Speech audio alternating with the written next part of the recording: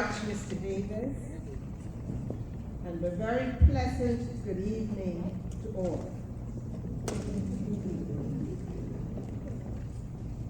I want to recognize Mr. T. Ricardo Wiley, President of the Bahamas Outstanding Students Foundation and its founder of some 20 years. Also, Mr. William Davis, the person who coordinates this organization here on this island, and his committee members. We should also to recognize my fellow platform guests, including the representative from the Royal Bahamas Police Force, and the person whom we are very honored to have here, our superintendent of this district of the Department of Education. I also wish to recognize further administrators and teachers who are here this evening, parents, and the persons who made all of this possible for us, our outstanding students, ladies and gentlemen. It is always a pleasure to be a part of an event which honors the success of students.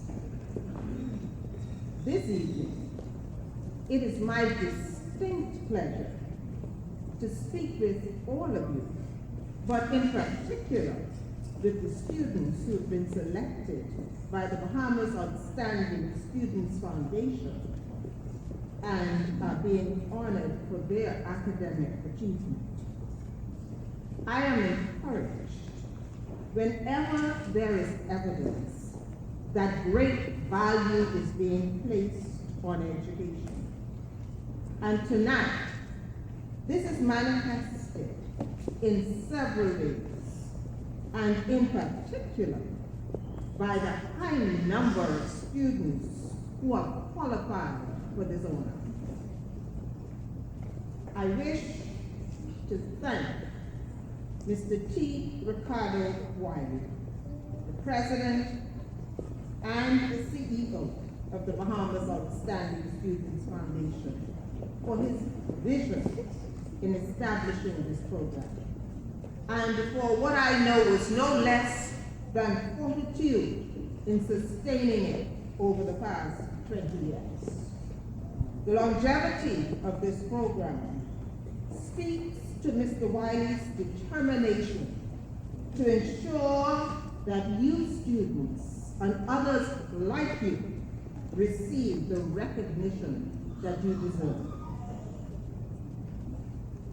I am also pleased that Mr. Wiley's efforts have been extended beyond New Providence, where he started, and ceremonies such as these is being held annually in our family of islands, inclusive of Andros, Eleuthera, Long Island, Grand Bahama, and New Providence.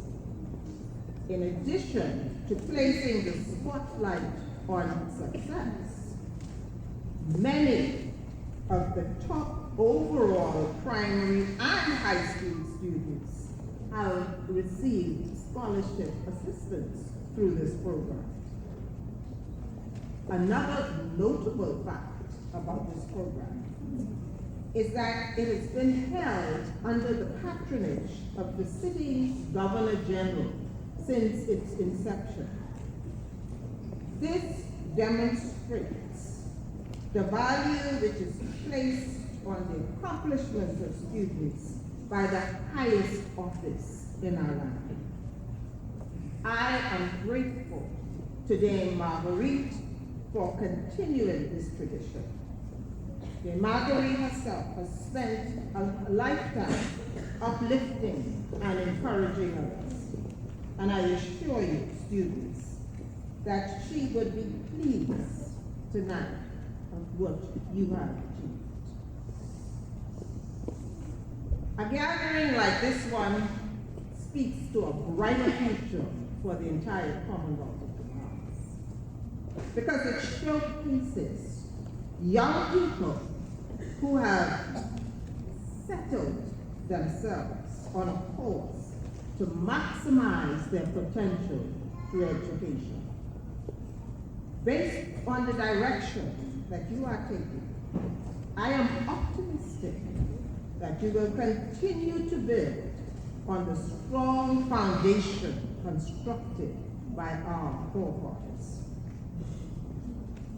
I have no doubt that your achievements thus far have come with some degree of sacrifice, because to excel in today's world speaks to many qualities other than academic brilliance, which you might have been blessed with. You have to remain focused in spite of the pressures and distractions which sometimes confront you. The pressures of technology, the pressures of social media, pressures all around, and yet you have remained focused to achieve excellence. I applaud you for this. Now, students, while your academic brilliance can propel your continued success, by itself, it cannot assure it. This brilliance has to be combined with other characteristics. And tonight, I just want to stress two of them. Firstly, reliability, and secondly, integrity. When these attributes are added to your education and your achievements, you will truly be on the road to success. Allow me to expand a bit more on those two attributes. The two attributes of reliability and integrity. And I do so in part because a recent survey of one of the work sectors, one of the primary work sectors in the Bahamas, has shown that the challenge for most workers is not a lack of skill. Our schools do a good job in providing you with skill sets. It's not a lack of skill, but rather a lack of the qualities that make up good manners and a good character. And you must take a study like that very seriously. And so your academic brilliance, I assure you, can propel you. But it will propel you in the right direction. And it will propel you further if you can combine it with qualities that make for good manners, good citizenship, and qualities that make you the whole person. Let me talk a little about reliability. Now, how often have you heard people say that somebody can do a really good work? They can do the job really well if you can pin him down to do it. Or if he shows up, you're not sure he's going to show up. Or if he's going to get it finished. He may start it and you're not sure he's going to finish it. Or if he's going to get it on time to get it started at all. So many ifs. This speaks to the question of reliability. Students, there is a direct correlation between reliability and success. If you are going to be successful, you have to be known to be reliable. People must know they can depend on you. They must know when you say you are going to do something, you are going to do it. And you're not too young to learn now that it is necessary to develop that trait. Let me let you know that regardless of how brilliant you may be, if you're not reliable, people are only going to come to you when they can't do anything. So combine your brilliance with reliability, and the sky is the limit. It's also another quality, and that's integrity. And tonight I want to break that down to tell you what I mean by integrity. Because Shakespeare said, "Who steals my purse steals what?" Anybody knows? Who steals my purse steals trash. But he that filches from me, filches, anybody knows what that word means? He that filches, come on, filches, take a guess. He that filches from me, my goodness. What filches mean? Steal. Good, thank you. Thank you. Yes. He that steals from me, my goodness. Say that, steals my goodness. My goodness robs me of that which not enriches him, but leaves me poor indeed. Students, tonight you have a good name. You've done well for yourself. The question is, what does it take to keep it? What does it take amidst all the challenges once you get out of this auditorium, once you get out of the confines of your school? What does it take to keep a good name? Now here's what I want to say. That you identify for yourself some do's and don'ts, and we're going to call them principles. Things which you will always do no matter what, and things which you will never do no matter what. These are your principles. You can start to find some principles in the Ten Commandments. There's some do's and don'ts. How many? Can anybody tell me how many do's are in the Ten Commandments? How many things that you will or you should do? Anybody knows? That's a good guess, but not quite.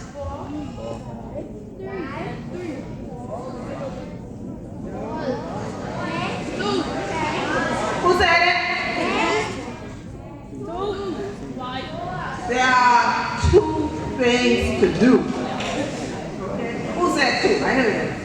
Good. Thank you. Good. There are 2 things that you do, and there are 8 things that you don't do. 2 that you do and 8 that you don't. Now, one of the things that you do is to love the Lord your God. What is the other one? Somebody tell me. Sorry? Honor thy neighbor. You close. Honor thy mother and honor your parents. Honor your mother and your father. Okay, that's the other do. And then you know all of those things that you don't do. All right. Now let me tell you, when you're looking for things that are going to be your principles, you can start there. You can start with those. These are things that I will do, and these are things that I will not do. And as you go along, you're going to add some more to those. You're going to decide to exist among my friends, there's some things that I must do, and there's some things that I must not do. Young men may decide, I'm going to be a gentleman. These are the things that I will do. Young ladies may decide, I'm going to be a lady in every sense of the word. And these are the things that I will do. These things become your principles. The things that you decide for yourself that you are going to do or not do. And once you've made that decision, that whatever will become your principle, then you live by your principle. That is what Shakespeare, you can tell I know Shakespeare, but that's what Shakespeare meant when he said, to thine own self be true. It doesn't matter that someone is watching, or whether you're alone. If you have a principle, you make sure that you are true to your principle. That is what creates a person of integrity. A person who is true to themselves. Shakespeare said, if you're true to yourself, it follows like night follows day. You can't get be false to any man. So you're true to God and true to yourself. And then you will continue to be a person of integrity. Now, being an outstanding student gives you an advantage. It gives you the assurance that you are likely to succeed. It also places an awesome responsibility because you have a duty to give back to the community that gave so much. The earlier you begin to embrace service as a part of your daily lives, the earlier you will make the transition from outstanding student to outstanding citizen.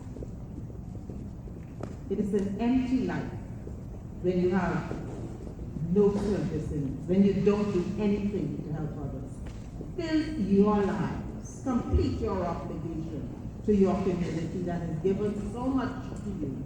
Fill your life in part with service to others. And